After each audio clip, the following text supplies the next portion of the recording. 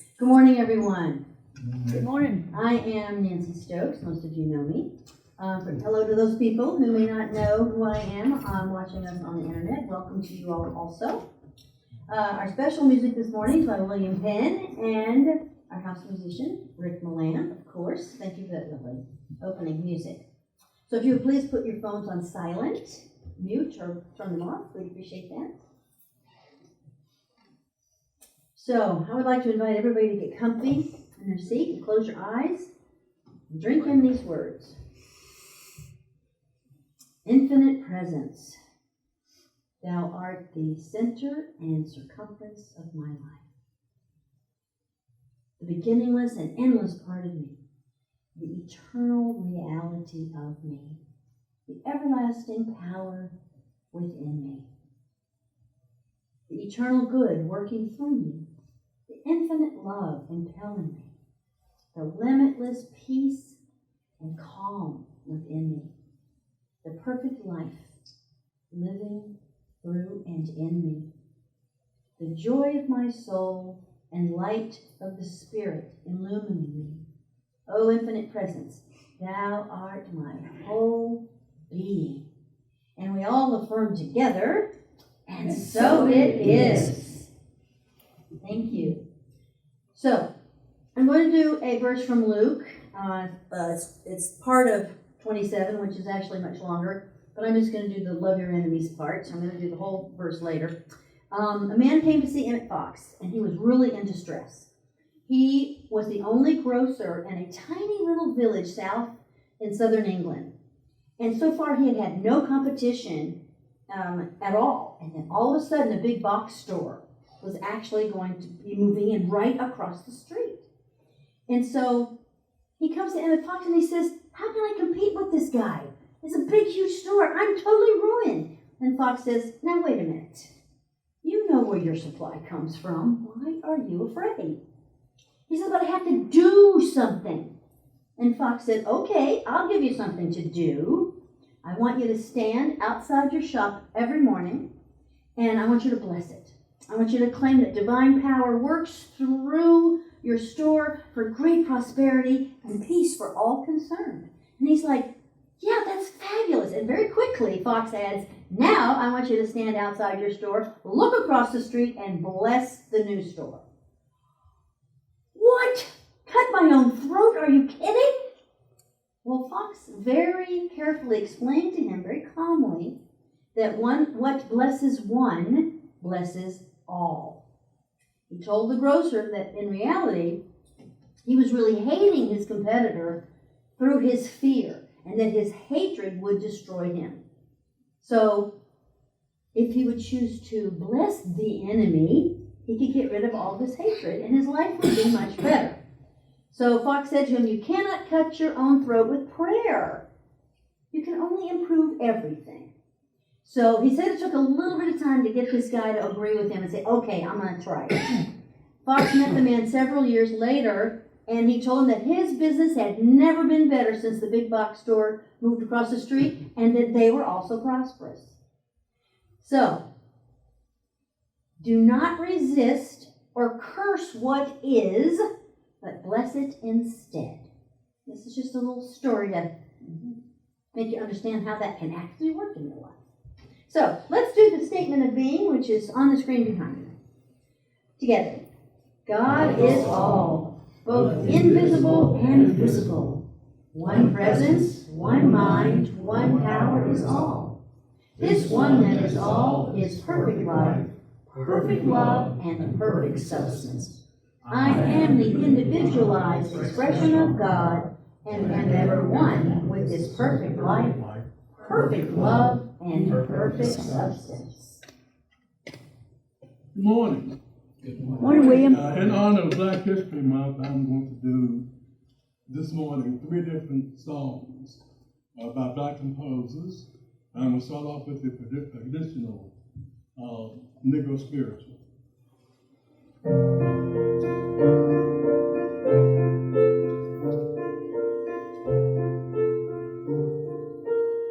There is a bar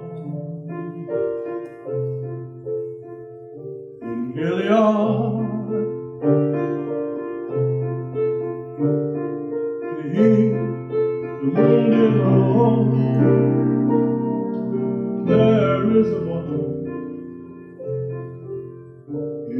are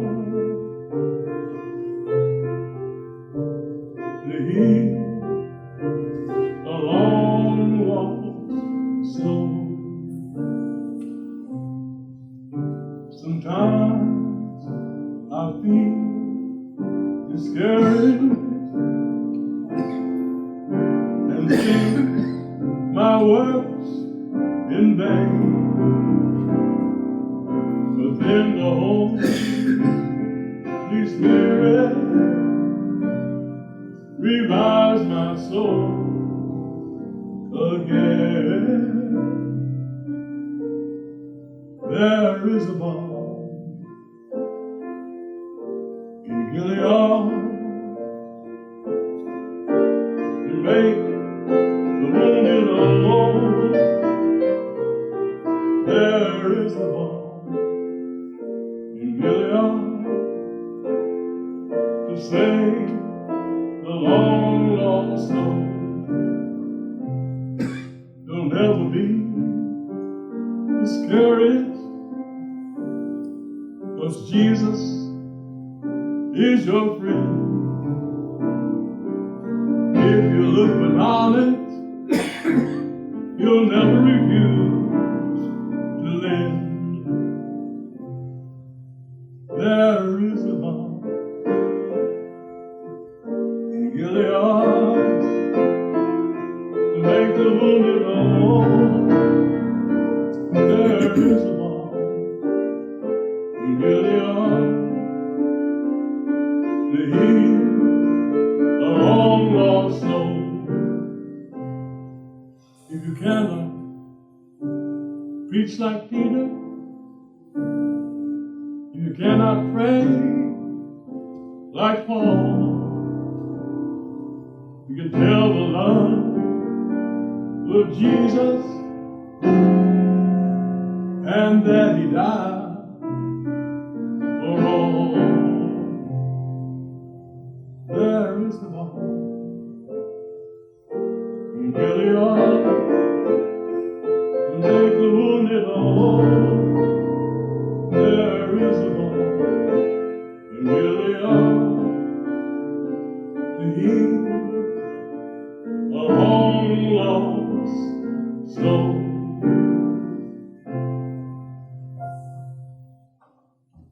Now to turn it around, this is the Billie Holiday song.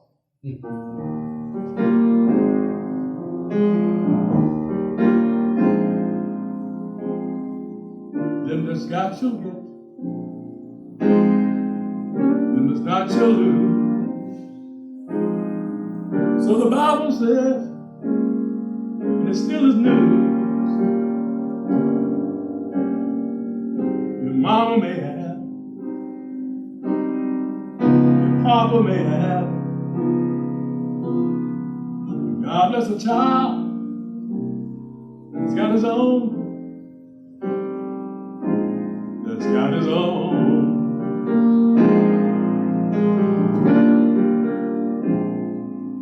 See, the strong seem to get more,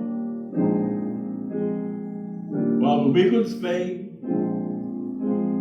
Empty pockets will never make it rain. Your mama may have, Papa may have, God bless the child that can stand up and say, I got my own. Money, you've got lots of friends hanging around your door. Money's gone, and the spending ends. They don't come around anymore. Rich relations may give you a crust of bread and such. You can help yourself, but never take too much. Your mama may have, your papa may have, God as a child, I can stand up and say, I've got my own.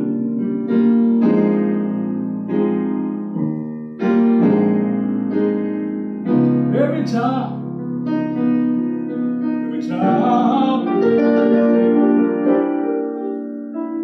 needs to stand up and say, I've got my own.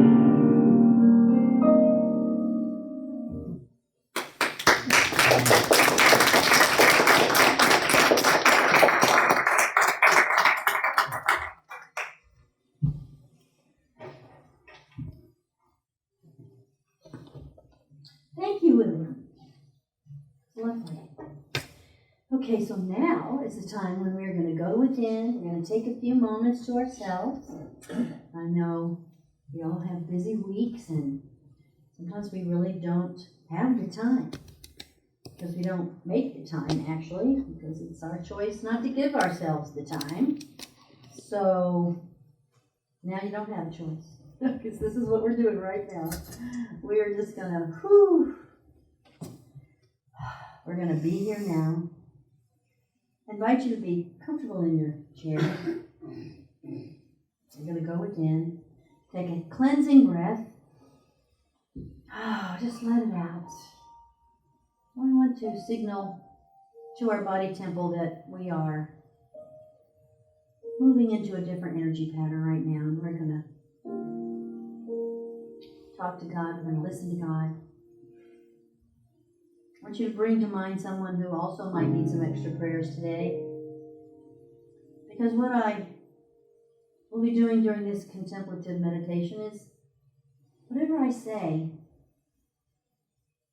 it's for you and it's for everyone. Because what is good for one, what blesses one, blesses all. So if you choose, bring some other people in on this in your own mind.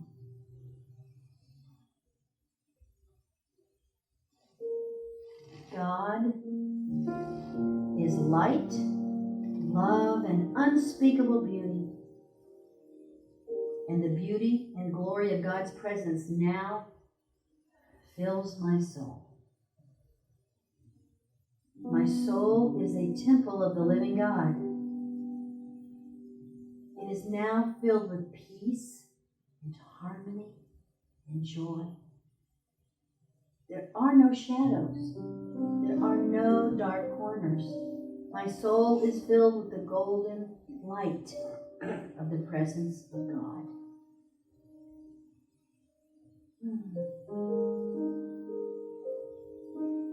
I claim that God is the only presence and the only power. I claim that God is infinite life, and that life is my supply. God created and sustains me, and I claim that all is well. All is truly well. I claim that God enlightens and teaches me all the things I need to know. And I find out those things I need to know in a good way. I claim that God is infinite spirit, perfect and pure. The nature of God is all-powerful, omnipresent good, and boundless love.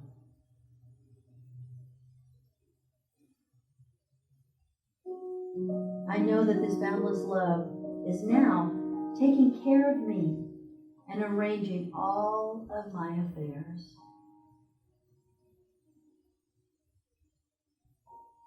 With the eye of faith, I perceive this to be true now, not in the future, but right now. And I rejoice in this and I give thanks. So let us just sit with those thoughts for just a moment.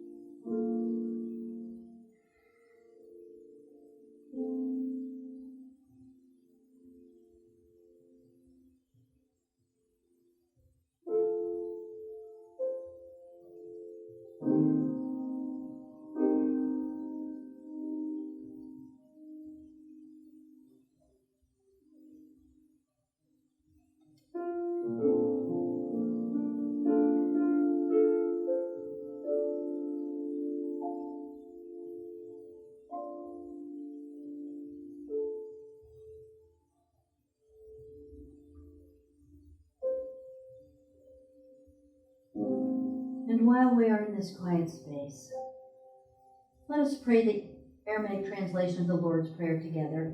It's on the TV screen.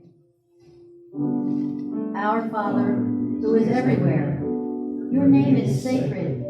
Your kingdom is come. Your will is throughout the earth, even as it is throughout the universe. You give us our needful bread from day to day. And you forgive our offenses, even as we forgive our offenders. And you let us not enter into materialism, but you separate us from error. Because yours are the kingdom, the power, and the song and praise for all ages, throughout all ages, sealed in faith, trust, and truth. Amen.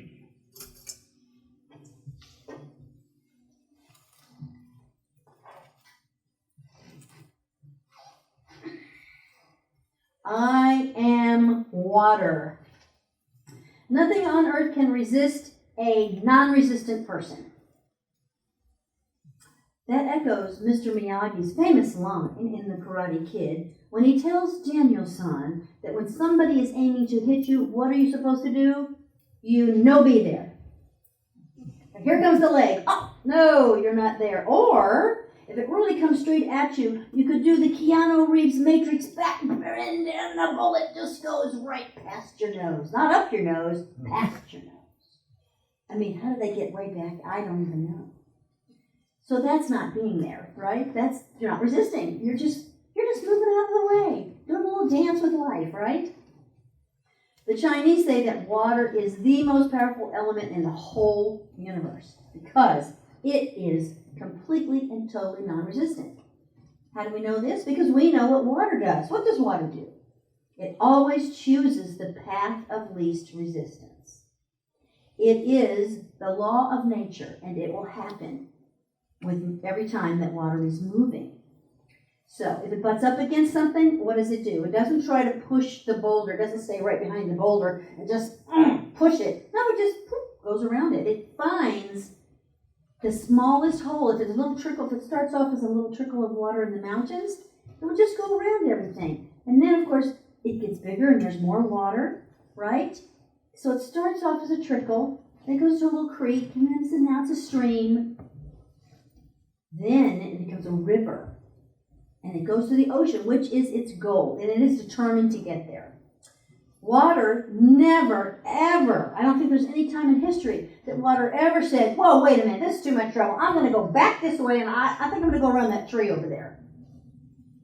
Water doesn't do that, but we do. We push upstream against the flow of life because we think it's better over there. We could just turn that little boat around and just go downstream. But no, we want to go upstream. But water doesn't act that way.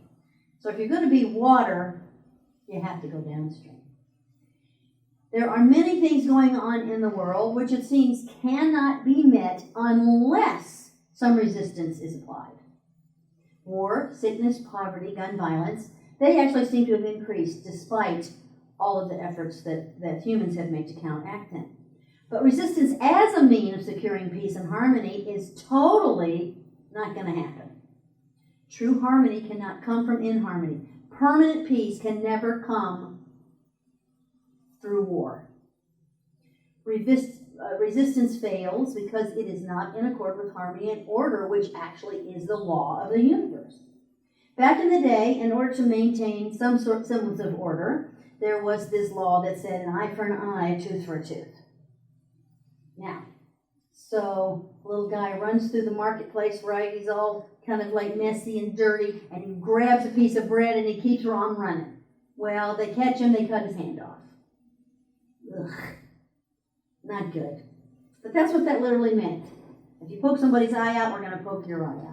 As time went on, this primitive code actually was slowly, and I mean slowly over the centuries, modified by public opinion into something that was, let's say, less obviously brutal. But the desire to get even is still very much alive in human consciousness, in the race consciousness. Maybe not in your individual consciousness, but in the race consciousness, it is definitely there. Many people feel that the only way to actually restore order in any situation, like let's say when they've been hurt, or they've suffered some obvious injustice, or they see something that they really do not approve of, that the obvious thing is to pay back that delinquent person in kind. I'm going to do to you only worse what you did to me.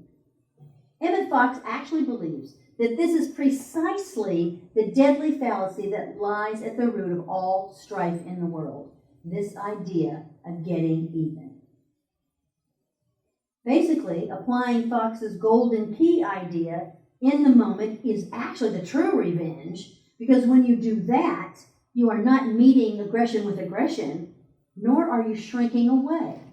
I'm going to talk about what that really means here in just a minute. The only way to free yourself from pain and suffering of wanting revenge is to, you guessed it, forgive.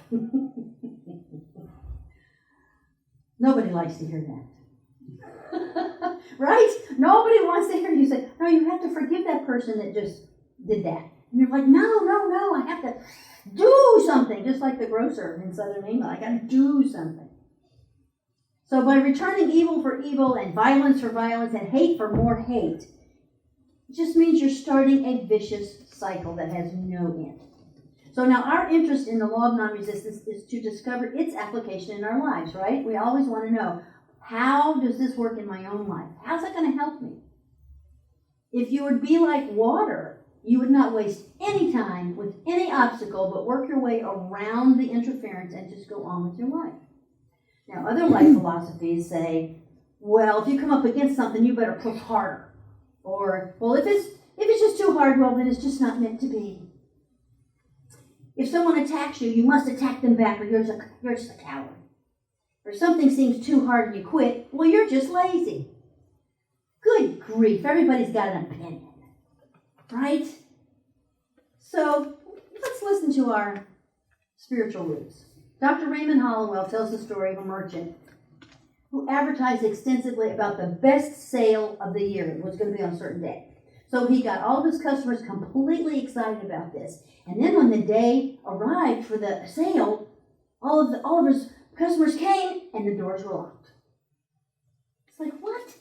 His customers were calling him totally crazy. Well, Hollowell suggests that this is exactly what we do when we want prosperity, and then we bar the door with conversations of poverty, lack, limitation, discord.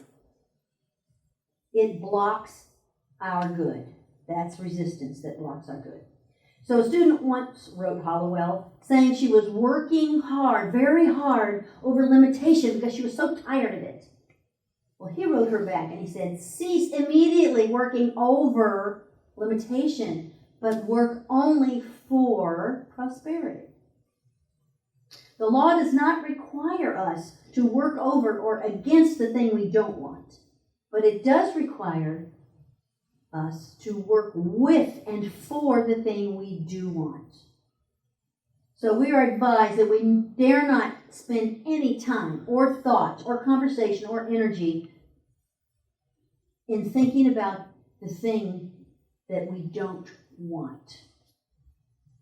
We must adopt an attitude of non-resistance and be in agreement with everything that's prosperous, making use of every means at our disposal to make it easy for prosperity to come in, or to use every means possible to make our health come in. But this pushing and this energy that's like that is not going to do it.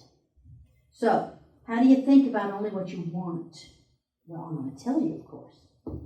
Emmett Fox has what he calls the law of substitution, which means if you want to get rid of a certain thought, the only way to do that is to substitute another one, which is basically golden keying, of course.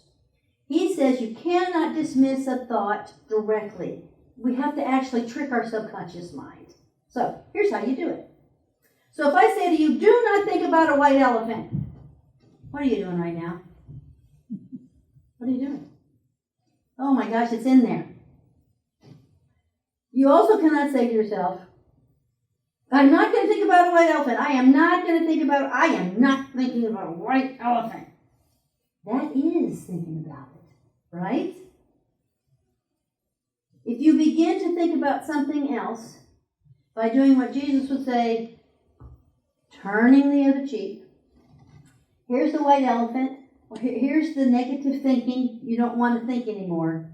You don't say to yourself, I'm not going to think blah, blah, because now here you are, you're still at it. So you turn the other cheek, you think something else. Of course, Golden King, according to Fox, would mean you're going to think about God. You're going to talk about to yourself about what you're grateful for. Anything to just not think about that over there. You just turn the other cheek. Jesus, as the master metaphysician, is only concerned with states of consciousness. So his instruction to turn the other cheek just refers to changing your thought when faced with an error in your own thinking. Of course, you have to recognize it's an error in thinking first in order to turn the other cheek. So Ernest Holmes, from Science of Mind, says this is really important. When we resist, we are making a mental image of what we are fighting, and that tends to create it for us. Like, white elephant, I'm not thinking about, well, there it is. No. That's why you turn the other cheek. And when we learn to look only at what we want and we never at what we don't want, we will no longer be resistant to anything. But it's a practice. It's a practice. So you see how that works? Try it for yourself. Just next time you find yourself thinking this thing over here and you go, ooh, no. In my classes, I usually say, okay, if you can catch yourself thinking something that you're like, oh, wait, no, I don't like that. Think about what your life would look like 5 years from now if you kept thinking that negative thought. What would it look like? Of course, a few weeks ago, I talked about the man who died at 65 because for 10 full years he said, I'm going to die when I'm 65. And he did. But that took 10 years. Well, I'm saying let's just give it 5. So if you do not like what's at the end of 5 years with this, whatever you're thinking that you're calling negative to your life and to yourself, stop it. But you can't stop it by saying, well, I'm not going to think about that anymore. Remember, you're going to turn, look over here, and you can think about God. You can just think about what you want, not about what you don't want. So Jesus' admonishment to resist not evil seems completely counterintuitive to me. However, Fox says that this is the greatest metaphysical secret, is to resist not evil. If we antagonize any situation, by our resistance to it, we give it power over us. Right? So, but if we are mentally non-resistant, it won't be there, right? It just goes right by, and it doesn't get stuck, and it doesn't get lodged in our brains. I like to look at it as that there are different pigeonholes in our brains, and not in our brain, in our mind, actually. And if we let it stick, it lives in a pigeonhole, and then every time we think about it, that pigeonhole gets bigger and bigger and bigger, and then that becomes part of our thinking. We do not want it to get a sticky spot in our mind. We want it to just go away. Becoming mentally non-resistant is important because remember, we live in a mental universe. And this seems totally contrary because our reaction when we meet an opposition really is we want to steal our energy. We want to collect our wits. We want to make a plan. Because we want to outwit the other person or outwit the situation. Whatever's the opposition we are facing. However, this kind of resistance actually causes friction and causes an irritation and an inflammation in our consciousness. Now, if we go through life fighting, opposing, resisting what is, arguing, we are bound to meet obstacles which become the lens through which we actually see our lives.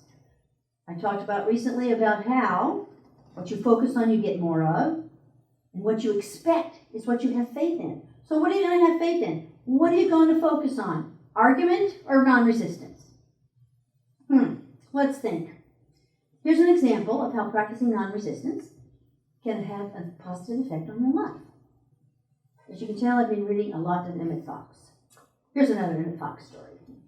So a woman came to see him, and she really needed assistance. Her husband had died recently and left her with this big house, but also with a big mortgage. So she decided that she was going to roomers. She was going to rent rooms to people, and then at night, she would fix a nice dinner for everybody. And so, she was hoping she would get regular income, plus keep the mortgage up. But it really wasn't working out so well, and she just couldn't figure out what happened. So she could not even keep all the rooms occupied because the renters were so quarrelsome and critical.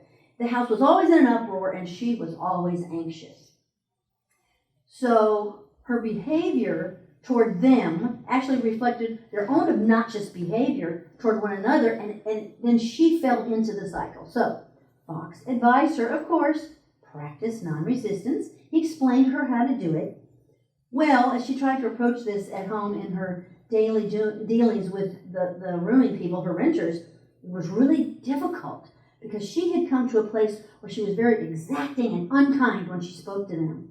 So it was really hard for her to even figure out, well, what's a non-resistant behavior? What am I supposed to do? Well, she finally figured it out. Okay, so one night at dinner, she greets everyone with a smile, totally uncharacteristic of what she'd been doing. They almost fell out of their chairs. And I could just hear one guy going, "Where's our landlady and what have you done with her?" Because she was smiling. They even heard her being cordial out in the hallway to a young man who was late on his rent and late for dinner. And they were stunned. So a few weeks later, after trying out this new behavior, she actually started to enjoy herself. And she just started to see her renters in a different light. So instead of seeing them as like quarrelsome and they're just all a bunch of cheats and liars, she began to see the good in them, and she liked them. She started to actually like these people. So by doing that, in turn, they began to like her, and they started looking forward to having meals together like family. So she eventually, in her own heart, was able to make light of whatever little obstacles she was finding, and as she slowly worked her way around them, proving the worth of that practice of non-resistance. I just think that's just the best story. So here's the full verse that includes love your enemies. I say unto you, love your enemies. Bless them that curse you. Do good to them that hate you. Pray for them that despitefully use you. What? How can that be right? That's even more counterintuitive than resist not evil. I mean, come on, really? To extend a loving thought to anyone or anything removes the opposition that once seemed to be there. Remember, this is appearance. This is an outer appearance. When you are truly able to remove the opposition from your own consciousness, then you don't attract that same condition from without coming towards you. All right, do good to them that hate you. Why would we do that? Because in doing that, you raise your consciousness above the level of hate, and hate cannot touch your life. Bless them that curse you and pray for those that misuse you. Why? Because blessing someone else actually calls forth the highest good in you, and you can attract only the highest good from others. Because life is a mirror, and it's a boomerang. What you throw out, you get back. Just like the lady, she's throwing out unkindness, they're spitting it right back in her face. But she stopped the cycle herself. So we can stop any cycle of any relationship that we're having that we're not happy with. Lawrence Scovel-Shinn says that when you bless your enemy, you rob them of their ammunition. Their arrows will be transmuted into blessings. It can't do anything else because you have started a different energy pathway towards them. She also says resistance is hell because it places us in a state of torment, and we know that resistance is a state of mind. When we practice the law of resistance, it takes away the opposition's weapons of hate, malice, and revenge. Well, I don't know about you all, but I don't think there's anybody who's revengeating on me or has malice or hatred. At least I don't think there's anybody that I know like that. But it could be something sort of less aggressive than those three words, like a little irritation maybe. Okay, so the law basically says that if we resist a situation, we'll always have it with us until we change our consciousness. So even with something that's even more low level than like hate or malice, it might appear that this law of non-resistance is actually asking us to be a doormat. No, that is not what it is asking us to do. When we agree with our adversary, we leave them defenseless and without the need to put on their armor for battle. That's because there's no battle. There's no need for armor because you have disarmed them. We all have read, "Blessed are the meek," right? It does not, "Blessed are the doormats." Blessed are the doormats. Don't you just love a good doormat? It refers to one who is able to follow this law of non-resistance to the point of inheriting the earth. Because you have no enemies, you can just skirt around any little problem that comes, and you do not create negativity in your wake. The one who is non-resistant, who is not creating negative energy that must always have to be reckoned with, is strong and spirited, not weak. Meekness is that strength, appropriated when you do not argue, when you do not become angry, boastful, or proud, when you do not resist be right all the time in a quarrelsome manner. Fox says, meekness is the strength by which you win an argument by refusing to argue. That's a tricky thing to try to do, though. It really is.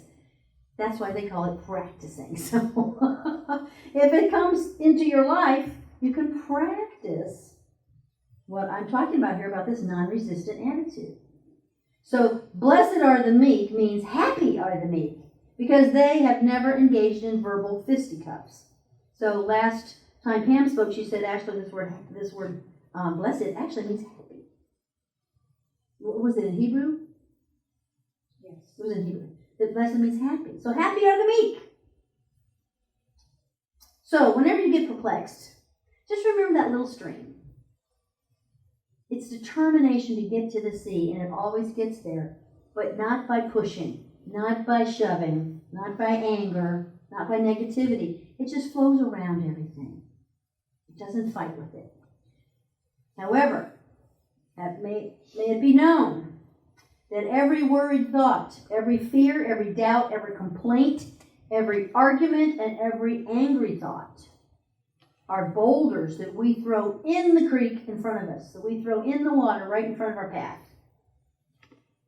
So unless you want to have to really try to go around everything we throw in our path, the best thing is to just really concentrate in your life. When you feel that anger, that fear, don't throw it in the water. Just think about God instead. Because what happens is that it takes us longer to get to our goal the more boulders there are in the water in front of us. So we want to remove and dissolve every obstacle by blessing it. Mark it as a stepping stone and not a stumbling block to your highest good. If something should happen to you, see it as your teacher. Bless it and know that there is something that you need to learn about yourself from that thing. So let's just go within for just a moment. From now on, I choose to be like water, and I flow around every obstacle in my path to my goal. I quickly see when I'm engaged in throwing rocks and boulders of worry, of doubt, of fear, and complaint into my path, for I now know they will slow my progress. I claim God as my wisdom and intelligence, guiding me to my right place with peace and ease. And we all affirm together, and so it is.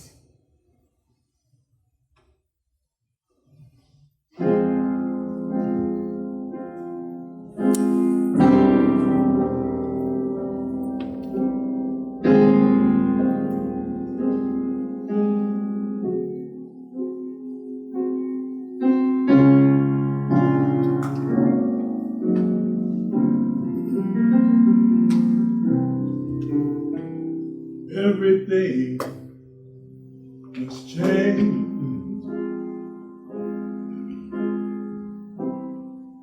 Nothing stays the same. Yes, everyone will change. Nothing no one goes unchanged. The young become the old, and mysteries do unfold. But that's the way of time. Nothing, no one goes unchanged. There are not many things in your life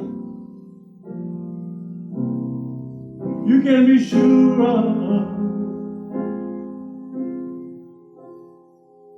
except the sun lights up the sky, and hummingbirds can fly, and raindrops from the clouds.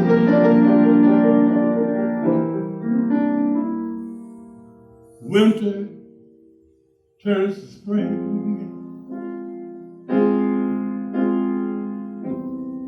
The wounded heart will heal,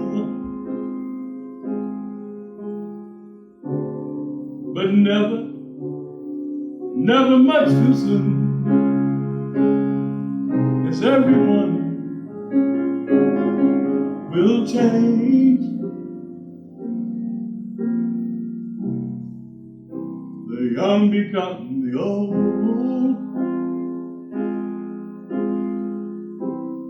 and mysteries do unfold. But that's the way of time. Nothing, no one goes unchanged.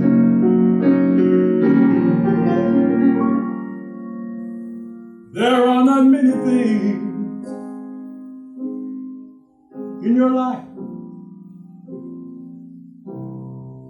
you can be sure of, except the sunlight of the sky. Rains come from the clouds, and hummingbirds do fly. The sun lights up the sky. The rain comes from the clouds. The music helps my life. Yes, everything must change.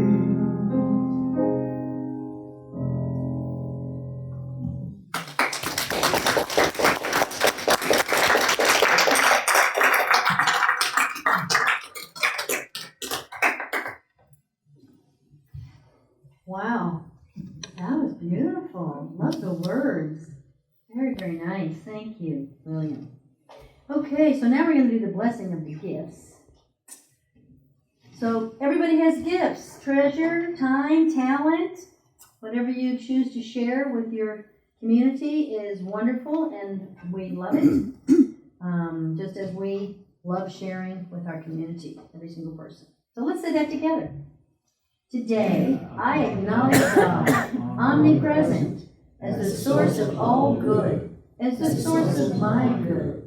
With this acknowledgement, I accept God's will, which is abundance in every aspect of my life. I release all thoughts of lack and limitation, and I am open and receptive to the increased flow of abundance to me right now. I joyfully accept the gifts of life and give freely of the special gift that I am. Through me, God omnipresent blesses and multiplies His gift for all. Thank you, dear God. Okay, now, Jen, have some little announcements? A couple. Okay. Thank you for that wonderful message, as always, and thank you for that beautiful music. Thank you. Today is birthday Sunday, and Deidre, Angie, Edward, keyboards, and Cindy Metz. So Ann is here, so we will play and hum if you want to.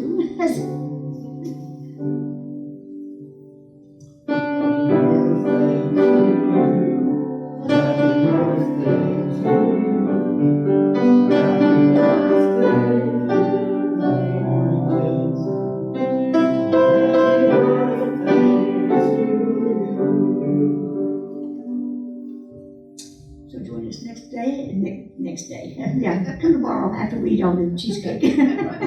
We have Bob made Ann's favorite blueberry cheesecake, so she's going to share it with us today. So come next door for that. Also, let's see, Friday night is Ian's meeting, correct? At 7 o'clock? Yeah, that's going to be an interesting one because it is the man who received a $500,000 prize for talking about why we absolutely can depend on the fact, not a fiction, a fact that life goes on after death. And he wrote this essay, which is just wonderful, and got 9 different reasons why, and they go all the way from people who have had near-death experiences and reincarnation and possession and a whole bunch of things. And it's fascinating, it really is. It's a really fine talk. And he got $50,000 for this particular essay. And he's talking about it. And that's at 7 o'clock on Friday evening I missed the last one. I was a little too under the weather to do anything like that. But this is a very fine talk, really is. Is it a video? Yes. Okay. It is a It's a video. video to watch on the TV. Yes. Okay. All right. Okay, I announced a couple of weeks ago that we were going to start a walking group on Saturday mornings at 8 o'clock. Of course, the weather's not cooperating too well with this, but I still want to throw that out there. So if people are interested, let me know. So the first Saturday that we have really weather over freezing, I can get everybody together and we can start this. So I just want to kind of get out there who all would be interested in starting on a walking group on Saturday mornings. And hopefully before long, you'll be able to join us in this painting. So anyhow, we also announced last week that we're going to do a little fun thing is I want you to bring some baby pictures or pictures when you were little, not like up to about 6 years old or so. And we got a box in there, and we're going to do it for the next couple of weeks. Put your pictures in there. Then probably the last Sunday of the month, we'll throw them out on the table and see if we can see who they are. So anyhow, just bring your picture and put it in that box. It's all taped up so nobody will know. Nobody can look in there and see who put their pictures in. So, anyhow, I thought it would be a fun thing. We did that one other time with parents. We put our parents' pictures in. So it was fun. So we thought we'd do a little something fun. Also, the flower calendar is still needs some places filled in. And so if you would like to do that, please give Nancy $25 and sign up for whatever Sunday you like, and she'll take care of it. The flowers this week are sponsored by me for Ann Dieter's 25th birthday. So happy birthday, Ann. And what appropriate for the base you bought. So It's the 21st. 21st? Yeah. Oh, I'm sorry, I missed that. I'm sorry. I make her older. I'm sorry, 21 again. Oh, goodness. Who would want to do that? Not me. Not me. Got all these people say, oh, I wish I was 30 again. No. 50. Not even 50. Oh, because I'm only 51. So. But anyhow, grown a lot since then. So. I also wanted to thank people for the ones that bought soup and crackers and stuff for the senior citizens. I'm going to take that today and hope we get it delivered today or sometime this week. So thank you for doing that. So we try to do a community thing all the time. So if you have another suggestion for something, please let us know. Does anybody else have anything? If not, then we're going to eat cheesecake. Well, not quite yet. Well, Almost. Almost. Okay, so quite a while ago, I put together this list when we were starting to pray for others, and these are just places at the time that there were things happening in the world, these places. I'm sure there are lots of places. I think there are 60 wars going on our planet at any given time. And the ones that don't attract the news media here in America, we don't ever hear about. But there are lots of, there's a lot of conflict on the planet. And it seems like a lot of it is now. But anyway, these are just those specific countries. And what we've been doing, of course, as we know, is this is a unity prayer of protection. And when you are saying this in your mind, that word "you" at the end of each of these sentences, parts of the prayer, is really the people that we are projecting our wonderful thoughts to. We're saying that we are praying for you, and we are saying that the light of God surrounds you right now. It may not feel like it, it may not look like it in your life, but we are just vibing out the positive love energy, love bombs to people all over the world who are in crisis. And so let us say that together. The light of God surrounds you. The love of God enfolds you. The power of God protects you. The presence of God watches over you. The mind of God guides you. The power of God abides in you.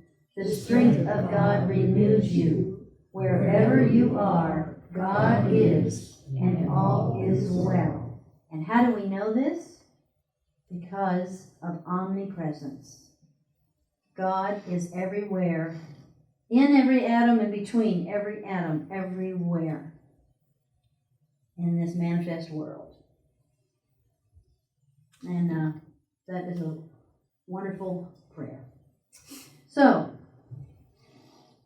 as we like to finish our service with these days, we also want to think about our own country, because although we are not at physical fisticuffs with people, of course, unless you were in Congress last week, seems like there's a lot of verbal fisticuffs happening. There is a lot of gun violence. But we know in our hearts that that is not the truth of what is really happening. It is people in their minds who are actually living out their error thoughts. And they're not, they probably just don't even know what the truth is. And so what we want to do is we want to send the love out to our own country that it may also be healed. And I like this. I like to have this prayer up for anybody that wants to pray the meta prayer. This covers everybody. You don't even have to put a name in there. It's all beings.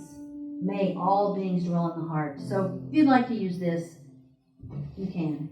It's the one that I love. So just take in the beautiful music and send out some love to the United States.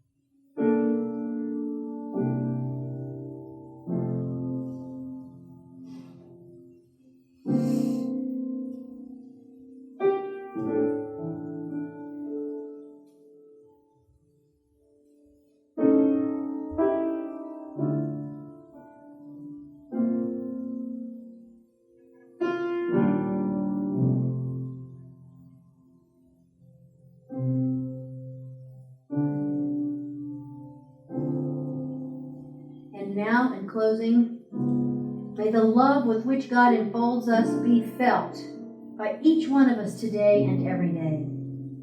May we loosen up the tightness around our own heart and engage in loving kindness towards ourselves and others. May we develop an unconditional good heart toward all we encounter. And we all affirm together, and so it is. Thank you all for coming this morning. Make it a great day and have a great week.